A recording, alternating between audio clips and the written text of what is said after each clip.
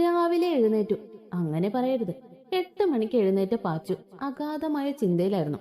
കാരണം വേറെ ഒന്നുമല്ല, എഴുന്നേറ്റപ്പോ തൊട്ട് ചെറിയൊരു മടിയുടെ അസ്കിത. അതുകൊണ്ട് തന്നെ ലീവ് ആക്കാനുള്ള പ്ലാനിൽ അച്ഛനെ സോപ്പിടാനുള്ള തയ്യാറെടുപ്പാണ്.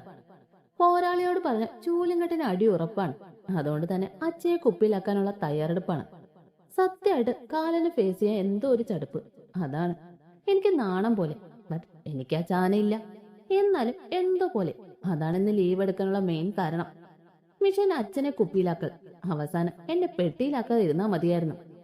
അച്ഛാ, ഞാൻ ഇന്ന് ഓഫീസിൽ പോകുന്നില്ല. അതെന്നാ?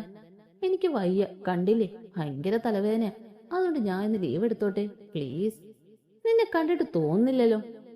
ആർക്കും നമ്മുടെ വേദന മനസ്സിലാവൂല. എന്നെ ആർക്കും വേണ്ടല്ലോ. വേണ്ട. എവിടെ നിന്നാണ് ഈ അശരീരി? ദേ നിൽക്കുന്നു നമ്മുടെ പോരാളി ചട്ടുകമായി. ഞാൻ പെട്ടെന്ന് തന്നെ അച്ഛന്റെ പുറകിൽ പോയി നിന്നു. വെറുതെ എന്നാത്തിനാ ഒരു യുദ്ധം ഉണ്ടാക്കുന്നേ? അതുകൊണ്ട് മാത്രം. നീ പോകും. അമ്മ, എനിക്ക് വയ്യ. ഓക്കെ, ഞാൻ നന്നായി റെസ്റ്റ് എടുത്തോട്ടെ. കഷ്ടമുണ്ട്. വാസു ഇന്ന് അവള് റെസ്റ്റ് എടുത്തോട്ടെ. നിങ്ങളാണ് മനുഷ്യ ഇവളെ വഷളാക്കുന്നേ. അച്ഛൻ മുത്താണ്. അപ്പൊ ഗുഡ് നൈറ്റ്. നീ ഉറങ്ങാൻ പോവാണോ? അതേലോ, എനി ഡൗട്ട്? അതിനു മുമ്പ് ഓഫീസിൽ ലീവ് വിളിച്ച് പറയട്ടെ. അതും പറഞ്ഞ് റൂമിൽ പോയി. ലീവ് വിളിച്ച് പറഞ്ഞ് നേരെ അങ്ങോട്ട് വിസ്തരിച്ചു കിടന്നു. അതേസമയം അഭി രാവിലെ അവളെ കാണാനുള്ള ധൃതി ഓഫീസിൽ പോയതാണ്. ചെന്നപ്പോഴാണ് ആ കുരിപ്പിന്ന് ലീവാണെന്ന് അറിഞ്ഞത്. എനിക്കാണ് ദേഷ്യവും സങ്കടവും എല്ലാം കൂടി വന്നു. അവൾക്ക് തലവേദന കുറഞ്ഞു കാണില്ലേ? എല്ലാം ഓർത്ത് വട്ട് പിടിച്ചു. അവളെ വിളിച്ചിട്ടാണ് ഫോണും എടുക്കുന്നില്ല. ഇന്നൊരു ഇമ്പോർട്ടന്റ് മീറ്റിംഗ് ഉണ്ട്. അതുകൊണ്ട് തന്നെ പുറത്തു പോകാനും പറ്റില്ല. അത് കഴിഞ്ഞ് ഇറങ്ങാമെന്ന് വിചാരിച്ചു. എന്നാലും അവൾക്കൊന്ന് ഫോൺ എടുത്താൽ എന്താ? ആന്റിയെ വിളിച്ച് അന്വേഷിച്ചാലോ? ആന്റി വല്ലതും കരുതുമോ? എന്നാലും ആന്റിയെ വിളിക്കാം. ഹലോ, അവൾക്ക് എങ്ങനെയുണ്ട് ആന്റി? കുഴപ്പമൊന്നുമില്ലല്ലോ. അവൾക്ക് കുഴപ്പമില്ല മോനെ. അവളെ എഴുന്നേറ്റപ്പോ തൊട്ട് മടിയായിരുന്നു. അച്ഛനെ സോപ്പിട്ട് ഇവിടെ മടി പിടിച്ച് കിടക്ക. അവൾ ഓക്കെ അല്ലേ? ഞാൻ വിചാരിച്ചു അവൾക്ക് വേദന മാറിയില്ലെന്ന്. ഒന്നുമില്ല. അവൾ എഴുന്നേക്കാൻ നേരത്ത് എന്നെ വിളിക്കാൻ പറയുമോ? പറയാം മോനെ. എന്നാ ശരി. അവൾ ഇങ്ങോട്ട് വരട്ടെ, കാണിച്ചു കൊടുക്കുന്നുണ്ട്. അവൾക്ക് എന്നെ ഇന്ന് വന്നാൽ വിളിച്ച ഫോണും എടുക്കത്തില്ല. പെട്ടെന്ന് ഡോർ നോക്കിയെന്ന സൗണ്ട് കേട്ടു. Coming sir. ഇന്ന് നടത്താനിരുന്ന മീറ്റിംഗ് പോസ്റ്റ്പോണ്ട് ചെയ്തു. ഓക്കെ. അതേസമയം പാച്ചു നല്ലൊരു ഉറക്കമൊക്കെ കഴിഞ്ഞ് എഴുന്നേറ്റ് ഫുഡൊക്കെ കഴിച്ച് ഡോറ കണ്ടുകൊണ്ടിരുന്നപ്പോഴായിരുന്നു അപ്പൂനെ കാണാൻ തോന്നിയത്. പിന്നെ അമ്മയോട് പറഞ്ഞ് നേരെ വെച്ച് പിടിച്ചു. അഭിയേട്ടെ ഇന്ന് അവിടെ കാണൂല. ഇന്നെന്തോ മീറ്റിംഗ് ഉണ്ട്, അതുകൊണ്ട് വീട്ടിൽ കാണൂല. പോകുന്ന വഴി രാമേട്ടന്റെ കടയിൽ നിന്ന് തേൻമിഠായി മേടിച്ച് വായിലിട്ടു. റോഡിൽ പോകുന്ന ചേട്ടന്മാരെയും വായി നോക്കി നടന്നു വന്നപ്പോഴാണ് മുൻപിൽ ഒരു കാറ് കൊണ്ട് നിർത്തിയത്. ആരാടാ എന്നെ കൊല്ലാൻ നോക്കിയെന്നും പറഞ്ഞ് നോക്കിയപ്പോ ദേ കാലൻ. ഡി, വന്ന് വണ്ടി കയറ്. വേണ്ട, ഞാൻ പൊക്കോളാം. എങ്ങോട്ട്? അപ്പൂനെ കാണാൻ. നിന്നോട് വണ്ടി കയറാൻ പറഞ്ഞു. ദൈവമേ, കാലൻ നിന്ന് തുള്ളുവാണല്ലോ. ഞാൻ ഓടിപ്പോയി വണ്ടിയിലിരുന്നു. അല്ലേ എന്നെ വേണേ ആ ആറ്റിക്കൊണ്ടിടും. കാലൻ ദേഷ്യം മുഴുവൻ വണ്ടിയിൽ തീർക്കുന്നുണ്ട്. അഭിയേട്ടാ, ഒന്ന് പയ്യെ പോവോ, എനിക്ക് പേടിയാവുന്നു. അതിന് കനപ്പിച്ചുള്ള നോട്ടമായിരുന്നു മറുപടി. അഭിയേട്ടാ, മിണ്ടായിരുന്നോ? പിന്നെ ഒന്നും മിണ്ടിയില്ല. കുറച്ചു കഴിഞ്ഞ് ഒരു ബ്രേക്ക് പിടിച്ചു. ഒരൊന്നൊന്നര പിടുത്തം.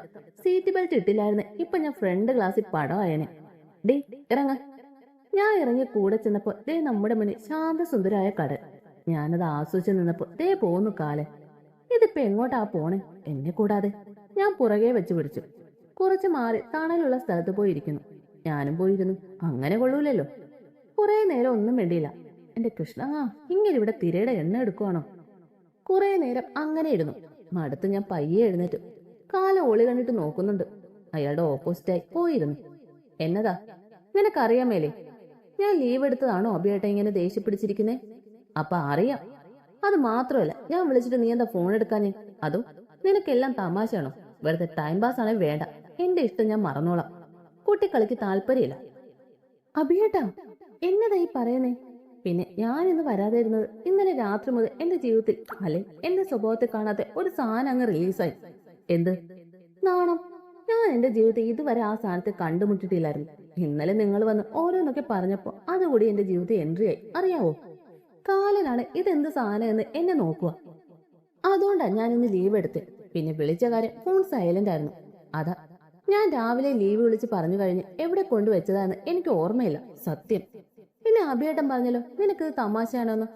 നിങ്ങൾ ശ്രദ്ധിച്ച് കേട്ടോണ്ടിരുന്നോ? ഞാൻ ഇതൊക്കെ ഒരു വട്ടേ പറയും. ഞാൻ നിങ്ങളെ ഒരുപാട് സ്നേഹിക്കുന്നുണ്ട്.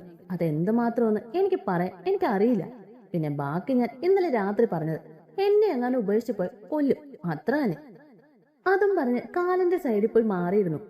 പാറു, എന്നാടി പെണ്ണെ? കുന്തം. ദേ, എനിക്ക് എനിക്ക് ഐസ്ക്രീം മേടിച്ചതാ. ഇങ്ങനൊരു സാധനം. വാ. അവൾ ഇളിച്ചുകൊണ്ട് അവന്റെ പിന്നാലെ ചെന്നു. ചേട്ടാ, 2 ചോക്കോബാർ. അതും മേടിച്ച് കാറിന്റെ അവിടെ പോയി. അഭിയേട്ടാ, എന്നാടി? എന്നെ എടുത്ത് ബോണറ്റ് ഇരുത്തിയേ. അതും പറഞ്ഞ് കൈ പൊക്കി പിടിച്ച് അഭിയേട്ടന്റെ നേരെ നിന്നു. എന്നെ പൊക്കി എടുത്ത് ഇരുത്തി. എന്നിട്ട് നോക്കി സൈറ്റ് അടിച്ചു. ഞാൻ അഭിയേട്ടനെ കത്തി വെച്ച് കൊന്നു. പാവം, എല്ലാത്തിനും ഇരുന്ന് തലയാട്ടുന്നുണ്ട്. അപ്പോൾ എന്റെ ഐസ്ക്രീം തീർന്നു പോയി. ഞാൻ ഇനി എന്ത് ചെയ്യും എന്ന് ആലോചിച്ചിരുന്നപ്പോ കാലിരുന്ന് ഐസ്ക്രീം കഴിക്കുന്നു. ഞാൻ താഴെ ഇറങ്ങി ചെന്ന് കാലിന്റെ കൈ പിടിച്ചു. ഇവൾ എന്നാ ചെയ്യാൻ പോകുന്നതെന്ന് ആലോചിച്ച് അഭിയേട്ടൻ നിന്നപ്പോൾ ഞാൻ ക്ലോസപ്പിൽ ചിരിച്ച് ബാക്കി ഐസ്ക്രീം ഞാൻ കഴിച്ചു. കണ്ണൻ തള്ളി നിൽക്കുക. ഞാൻ മൈൻഡ് ചെയ്യാൻ പോയില്ല. വെടുപ്പായി അത് തീർത്തു കൊടുത്തു. നീ എന്തിന്റെ കുഞ്ഞാടി? പ്രതാപന്റെ ആണോ? ആ. അതിനവനൊന്ന് തലയാട്ടി. അതെ. എന്തേ, ഇനി ഐസ്ക്രീം വേണോ? വേണ്ട. പിന്നെ അതില്ലേ? ഏതില്ലേ? അതേ. അത് പറയടി പോപ്പെ, കുറെ നേരായി. ഞാൻ ഇനി ഓഫീസിൽ വരണോ? അതെന്നാ, മോൾ വരണം. അല്ലെ എന്റെ തനി സ്വഭാവം നീ അറിയും കേട്ടോടി. ആ, വാ പോവാം. നേരെ അപ്പൂന്റെ അടുത്തോട്ട് പോയി. കാറിൽ നിന്നിറങ്ങി അങ്ങോട്ട് പോയ ഞാൻ തിരിച്ചു വന്ന അഭിയേട്ടന്റെ ഫ്രണ്ടിൽ പോയി നിന്നു. എന്നാ, ഒന്ന് കുനി. എന്തിന്? പ്ലീസ്. താഴോട്ട് മുഖം കൊണ്ട് വന്നത് ഒറ്റ കടി വെച്ചു കൊടുത്തു. പിന്നെ ഒറ്റ ഓട്ടം. അല്ലെങ്കിൽ എന്റെ പപ്പും പൂടെയും പറിച്ചേനെ. ഈ പട്ടിക്കുട്ടി, നിന്നെ ഞാൻ എടുത്തോളാം. ഓ, ആയിക്കോട്ടെ. ദിവസങ്ങൾ വളരെ വേഗത്തിൽ അങ്ങനെ പോയി. അബിയെ പാച്ചു കണ്ടിട്ട് ഒരാഴ്ച കഴിഞ്ഞു. അബി ബിസിനസ് മീറ്റിംഗിലാണ് അങ്ങ് അമേരിക്കയിൽ. പാച്ചു ഇവിടെ കലിതുള്ളി നടക്കുക. കാണാൻ ഈ ദിവസമൊന്നും അബി അവളെ വിളിച്ചില്ല. പോകുന്നതിന് മുമ്പ് ഒരു വാക്ക് പോലും പറയാതെ പോയി. അതിന്റെ ദേഷ്യം വേറെ. അബിയുടെ കാര്യം എന്താവോ എന്തോ. പാച്ചു വാ, നമുക്ക് അമ്പലത്തിൽ പോയിട്ട് വരാം. ഞാനൊന്നുമില്ല. കിച്ചു പറഞ്ഞത് കേട്ട് പാച്ചു മുഖം വീർപ്പിച്ച് പറഞ്ഞു. എന്നതാ? 2 ദിവസമായി ഈ മുഖം വീർപ്പിച്ച് നടക്കാൻ. എന്റെ മുഖം ഞാൻ വീർപ്പിക്കും. എന്തേ?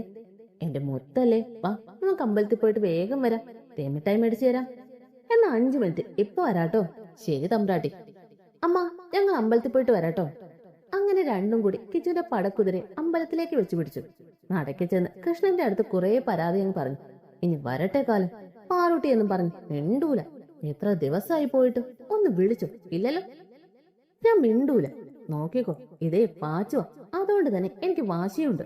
അതൊക്കെ പറഞ്ഞ് തിരിഞ്ഞു നോക്കിയപ്പോ കിച്ചു സൈഡിൽ നോക്കി നിൽക്കുവാണ്. ഞാൻ അങ്ങോട്ട് നോക്കി. ഗൗരിയല്ലേ അത്, ചുമ്മാതെ അല്ല. മോനെ കിച്ചു, എന്നാടി? അവിടെയല്ല പ്രതിഷ്ഠ, ഇവിടെയാണ്. മോന്റെ ഇളക്കം എങ്ങോട്ടാന്ന് എനിക്ക് മനസ്സിലാവുന്നുണ്ട്. പാച്ചു പറഞ്ഞത് കേട്ടതും അവനൊന്ന് ഇളിച്ചു കാണിച്ചു. എന്നതാ ഇളി? ഞാൻ പുറത്തു കാണും. കിച്ചുവിന് രാവിലെ വന്നപ്പോ തൊട്ട് ഗൗരിനെ കാണാനൊരു കൊതി. അന്ന് അമ്പലത്തിൽ വെച്ച് കണ്ടപ്പോ തന്നെ മനസ്സിൽ കയറിക്കൂടിയ പെണ്ണാണ്. അതിനെ കാണാനാണ് ആ കുരുട്ടിനെ കൊണ്ട് അമ്പലത്തിൽ വന്നത്. അമ്പലത്തിൽ അവ കാണുമോ എന്ന പ്രതീക്ഷയില്ലായിരുന്നു. എന്നാലും ബൈ ചാൻസ് വന്നാലോ, അതുകൊണ്ട് തന്നെ അമ്പലത്തിലേക്ക് വന്നു. നടക്കിൽ കയറിയപ്പോ തന്നെ ആട്ട് ബാൻഡ് മേളം തുടങ്ങി. അങ്ങനെ പയ്യെ ചുറ്റും നോക്കിയപ്പോൾ ദേ നിൽക്കുന്നു. പിന്നെ പയ്യെ അതിനെ നോക്കി നിന്നപ്പോഴാണ് ആ കുരുപ്പ് പൊക്കിയത്. ഇതൊക്കെ എങ്ങനെ കണ്ടുപിടിക്കുന്നു ഭഗവാനേ. ഗൗരി ഇറങ്ങിയപ്പോ ഞാനും ഇറങ്ങി. കാണാത്ത ഭാവത്തിൽ അങ്ങ് പോയി. പാച്ചുവിന്റെ അടുത്ത് നിന്ന് വാ പോവാം അതും പറഞ്ഞ് നടക്കാൻ തുടങ്ങിയപ്പോ പുറകിൽ നിന്നും വിളിച്ചു പാച്ചു എന്ന്. വേറെ ആരുമില്ല, എന്റെ പെണ്ണ്. നമ്മളൊക്കെ ഓർമ്മയുണ്ടോ? പെണ്ണില്ലാതെ ചേച്ചി എപ്പോഴും വരും അമ്പലത്തിൽ. പറ്റുന്ന ദിവസം എല്ലാം വരും. ഇവൾക്ക് എന്താ എന്നെ നോക്കിയ ഞാൻ ഒരുത്ത ഇങ്ങനെ പന പോലെ നിക്കണെന്ന് കാണാൻ വയ്യേ. രണ്ടും കൂടി അതിന് എന്നതാ പറയുന്നത്? കിച്ചുവിന്റെ ആത്മകഥ. പാച്ചു വാ, നമുക്ക് പോവാം. അയ്യോ, ഞാൻ മറന്നു. ഞാൻ ഇപ്പൊ വരാവേ. ചീട്ട് വെച്ചില്ല, നാളത്തേക്ക് വേണ്ടി. ചേച്ചി അത്ര നേരം ഒന്ന് ചേട്ടന് കമ്പനി കൊടുക്കേ. ഞാൻ പെട്ടെന്ന് വരാം. ഞങ്ങളുണ്ട് വീട്ടിലോട്ട്. അപ്പൂനെ ഒന്ന് കാണണം, അല്ലേ കിച്ചു ചേട്ടാ? അതും പറഞ്ഞ് കിച്ചുവിനെ കണ്ണിറക്കി കാണിച്ചു നടന്നു. രണ്ടുപേരും കുറെ നേരം കണ്ട മരത്തിന്റെ ഇലകളുടെ എണ്ണ എടുത്തു. അവസാനം ഗൗരി തന്നെ സംസാരിച്ചു തുടങ്ങി. എപ്പോ വന്നു? രാവിലെ. ക്ലാസ് എങ്ങനെയുണ്ട്? കുഴപ്പമില്ല, അങ്ങനെ പോകുന്നു. ഇവിടെ എല്ലാം ഇഷ്ടായോ? ആ, പോവാം. ആ, നീ വന്നോ? അല്ല, ഗൗരി എങ്ങനെയാണ് വന്നേ? നടന്നാണോ? അല്ല, വണ്ടിയുണ്ട്. അപ്പൊ പോയാലോ? ഞാൻ ചേച്ചിയുടെ കൂടെ വന്നോളാം. ഹോംബ്ര. മൂന്നും കൂടി വീട്ടിലോട്ട് വെച്ച് പിടിച്ചു. വിശ്വച്ചാ, ആച്ചൂട്ടാ, നാരെ വന്നല്ലോ. പായസായില്ലേ കുറുമ്പി? അത്രയ്ക്കൊന്നും ആയിട്ടില്ല. വിശ്വച്ച സ്റ്റിൽ എങ്ങല്ലേ? പിന്നല്ല. അപ്പു ചേച്ചി എന്തേ? മുകളിലുണ്ട്. ഞാൻ പോയി കാണട്ടെ. ചേച്ചൂസേ. അതും പറഞ്ഞ് അവിടെ ചെന്നപ്പോ രണ്ടും കൂടി റൊമാൻസ്. അയ്യോ, ഞാനൊന്നും കണ്ടില്ലേ. നിങ്ങൾക്ക് ഈ കഥ കടച്ചിട്ട് ഇതൊക്കെ ചെയ്തൂടെ? എന്റെ കഞ്ഞിയിലെ പാറ്റയാണ് നീ. അഖിൽ അവളെ കണ്ടത് പല്ല് കടിച്ചുകൊണ്ട് പറഞ്ഞു. ആണോ? വലിയ കാര്യായിപ്പോയി. ഇങ്ങോട്ട് മാറ് മനുഷ്യ. ഡീ, രണ്ടും കൂടി ആടി വെക്കണ്ട. ചേച്ചൂസേ, ഇപ്പൊ പറഞ്ഞു, എന്നെയാണോ ഈ പൊട്ടൻ ഡോക്ടറാണോ ഇഷ്ടം? അതിനെന്നാ സംശയം, നിന്നെയല്ലേ? കേട്ടല്ലോ ഡോക്ടർ അഖിൽ, എനി ഡൗട്ട്? എന്ത് ഡൗട്ട്? അവൾക്ക് നീ കഴിഞ്ഞല്ലേ ഉള്ളൂ, ബാക്കി ആരും. അസൂയപ്പെട്ടിട്ട് കാര്യമില്ല. അല്ല, നിങ്ങൾക്ക് എന്നെ ചെറിയമ്മയാക്കാനുള്ള ഉദ്ദേശമൊന്നുമില്ലേ? അതിന് എന്നോട് മാത്രമല്ല, നിന്റെ ചേച്ചിയോട് കൂടി പറ. ആരായാലും എനിക്ക് എന്നെ ചെറിയമ്മ എന്ന് വിളിക്കാം. ഒരു പ്രോഡക്റ്റിന് വളരെ പെട്ടെന്ന് തന്നെ തരണം, കേട്ടല്ലോ? കേട്ടു. അപ്പൊ ശരി, ഞാൻ പോവാ. എങ്ങോട്ട്? വീട്ടിലോട്ട്. ഇപ്പോഴോ? പിന്നെ വൈകിട്ട് ഇറങ്ങിയതാ. അമ്പലത്തിൽ പോയപ്പോ ഗൗരി ചേച്ചിനെ കണ്ടു. അപ്പൊ ഇങ്ങോട്ട് കയറിയിട്ട് പോവാന്ന് വിചാരിച്ചു. കിച്ചോട്ടൻ വെയിറ്റിംഗ് ആണ്. അവ ഉണ്ടോ? എന്നാ വാ.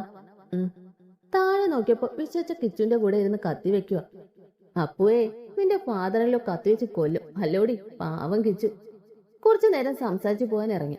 പോകാൻ നേരത്ത് കിച്ചുന്റെ നോട്ടം മുഴുവൻ ഗൗരി ചേച്ചിയുടെ മുഖത്തായിരുന്നു. അപ്പൊ ബൈ. വണ്ടിയിലിരുന്നപ്പോൾ, എന്നതാ മോനെ കിച്ചു, നീ പെട്ടോ? പെട്ടെന്നാ തോന്നുന്നേ. ആണോ? ആന്നേ. എന്നാ ശരി. ചേച്ചി വീണോ? എവിടെന്ന് അറിയാത്ത പോലുമില്ല. നന്നായി. എന്റെ എല്ലാ പിന്തുണയും കാണാം, എനിക്കിഷ്ടായി. പിറ്റേന്ന് രാവിലെ തന്നെ പാറു ഓഫീസിൽ പോയി. പോകുന്ന വഴി കാലിന്റെ ക്യാബിനിൽ നോക്കാനും മറന്നില്ല. ഇന്നും ഇല്ലേ ദൈവമേ, ഇനി അങ്ങേരവിടെ സ്ഥിരതാമസം ആക്കിയോ? അതൊക്കെ ആലോചിച്ച് അവൾ പോയി അവളുടെ ജോലി ചെയ്യാൻ തുടങ്ങി. 1 മണിക്കൂർ കഴിഞ്ഞപ്പോ അവളുടെ ലാൻഡ് ഫോൺ ബെല്ലടിച്ചു. Hello, come to my cabin. Phone വെച്ച് കാലിന്റെ ക്യാബിനിലേക്ക് പോയി. May come in sir? Yes. Sir എന്താ വിളിച്ചത്? ഇവിടെ ഇല്ല.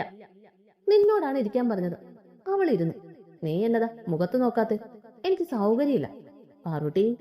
ഞാൻ ആരുടെയും പാറൂട്ടിയും കോറൂട്ടിയൊന്നും അല്ല. എനിക്കൊരു പേരുണ്ട്. ഭയങ്കര ദേഷ്യത്തിലാണല്ലോ. ആണ് സാറിന് പ്രശ്നമുണ്ടോ? ഇല്ലല്ലോ. ആരടി നിന്റെ സാർ? അതിനവൾ ഒന്നും മിണ്ടിയില്ല. നിന്നോടാ ചോദിക്കുന്നേ. പിന്നെയും മൗനം. നിന്റെ വായിൽ എന്താ പൂച്ച പറ്റോ? സാർ, ഓഫീഷ്യക്കാരി പറയാനുണ്ടേ പറയാം. എനിക്ക് പോയിട്ട് കുറച്ച് വർക്കുണ്ടായിരുന്നു. അബി ഇരുന്ന ഇടത്തു നിന്ന് എഴുന്നേറ്റ് പാച്ചുന്റെ അരികിൽ പോയി നിന്നു. പാച്ചുന്റെ ചെയറിൽ അവളെ ലോക്ക് ചെയ്ത് അവളുടെ മുമ്പിൽ മുട്ടുകുത്തി നിന്നു. പിണക്കാണോ എന്നോട്? ഞാൻ എന്നാത്തിനെ പിണങ്ങുന്നേ? അതിന് ഞാനാരാ? ആരേലും ആയിരുന്നെങ്കിൽ പോകുമ്പോ ഒന്ന് പറഞ്ഞിട്ട് പോവില്ലേ? ഇത്രയും ദിവസമായിട്ട് വിളിച്ചു ഇല്ലല്ലോ. ആരുമല്ല, അതുകൊണ്ടല്ലേ. അതും പറഞ്ഞ് പാച്ചു എഴുന്നേറ്റ് അബിയുടെ കൈമാറ്റി പുറത്തേക്ക് പോയി. അവൾ പോകുന്നതിന് മുമ്പ് തന്നെ അബി പിടിച്ച് അവന്റെ നെഞ്ചോട് ചേർത്ത് നിർത്തി. പാറുട്ടി, നിന്നോട് പറയാൻ പറ്റിയില്ല. പെട്ടെന്നായിരുന്നു തീരുമാനിച്ച്. പിന്നെ വിളിക്കാതിരുന്നത്. നിന്റെ ശബ്ദം കേട്ട പിന്നെ പിടിച്ചു വെക്കാൻ പറ്റൂല പെണ്ണെ. കാണാൻ തോന്നും, അതുകൊണ്ടാ. നിനക്കറിയില്ല ഞാൻ നിന്നെ എന്തുമാത്രം മിസ് ചെയ്തു എന്ന്. അതുകൊണ്ടാടാ. ചുമ്മാ പറയാ, എനിക്കറിയാം. അല്ലടി പെണ്ണെ, ഇനി ഇങ്ങനെ ആവർത്തിക്കോ? ഇല്ല. പിണക്കം മാറിയോ? ഇല്ല. അതെ. എന്നാ? ഉമ്മല, അങ്ങോട്ട് പോ മനുഷ്യ. നീ തരണ്ടടി, ഞാൻ എടുത്തോളാം. ആദ്യം പറഞ്ഞ അബി അവളുടെ ചുണ്ടുകൾ കവർന്നെടുത്തു. അവളുടെ കണ്ണുകൾ കൂമ്പി അടഞ്ഞു. ശ്വാസം കിട്ടാതെ അവൾ പിടഞ്ഞു. എന്നാലും അവളെ വിടാതെ ഒന്നുകൂടി ചേർത്ത് നിർത്തി. വായി ചോരയുടെ ചുവപ്പ് ചുവ അറിഞ്ഞു. അവളെ പയ്യെ അവനിൽ നിന്നും അടർത്തി. അപ്പോഴും അവളുടെ കണ്ണുകൾ തുറന്നില്ല. അവൻ അവളെ എടുത്തു പൊക്കി ഡെസ്കിലിരുത്തി. പാറൂട്ടാ, ഐ ലവ് യു. എന്നാടി, ഈ മൂളൽ മാത്രമേ ഉള്ളൂലോ. നീ എന്താ അൺറൊമാറ്റിക് മൂരാച്ചിയാടി? പിന്നെ ഉമ്മിക്കലാണെന്ന് പറഞ്ഞ് ചുണ്ട് കടിച്ചു പൊടിച്ച നിങ്ങളെ കെട്ടിപ്പിടിക്കണോ? പിടിച്ചോ. അതും പറഞ്ഞ് എന്റെ ഇടുപ്പിൽ പിടിച്ചു. മോൻ ആ കൈ അങ്ങോട്ട് മാറ്റിയേ. ഞാൻ എന്റെ പെണ്ണിന്റെ ഇടുപ്പിലാ പിടിച്ചത്. അതിന് നിനക്കെന്താ? ആണോ? അതേലോ. ഇതൊക്കെ കേട്ട് കഴിഞ്ഞു കേട്ടോ? കേട്ടില്ല. അങ്ങോട്ട് മാറിയ മനുഷ്യ. എന്നാടി, നിനക്ക് എന്നോട് ഒട്ടും സ്നേഹമില്ലല്ലോ? ഇല്ല. നീ പോടി, എന്നെ താഴെ ഇറക്ക്. വാ, ഞാൻ പോവാ. തിരിഞ്ഞു വന്ന് അവന്റെ കവളിൽ ആഞ്ഞു കടിച്ചു. പാവം ഓടാൻ പോകുന്നതിന് മുമ്പ് അവളുടെ കൈ പിടിവീണു. ഡി, നീ എന്നതാ പട്ടിക്കുട്ടിയാണോ എന്നെ എപ്പോഴും ഇങ്ങനെ കടിക്കാൻ? അതിനവളൊന്ന് പുച്ഛിച്ചു. എന്നാ? അതെ, ഞാൻ ഇനിയും കടിക്കാം. അല്ല പ്രശ്നമുണ്ടോ? ആ ഉണ്ട്. കണക്കായിപ്പോയി. ഡി, അതും പറഞ്ഞ് അവളുടെ കഴുത്തിൽ അവൻ മുഖം പൊഴുത്തി. അവൾ പൊള്ളിപ്പിടഞ്ഞ് അവന്റെ ഷർട്ട് ഇറുകി പിടിച്ചു. അവന്റെ പല്ലുകൾ അവളുടെ കഴുത്തിൽ മുദ്ര പതിപ്പിച്ചു.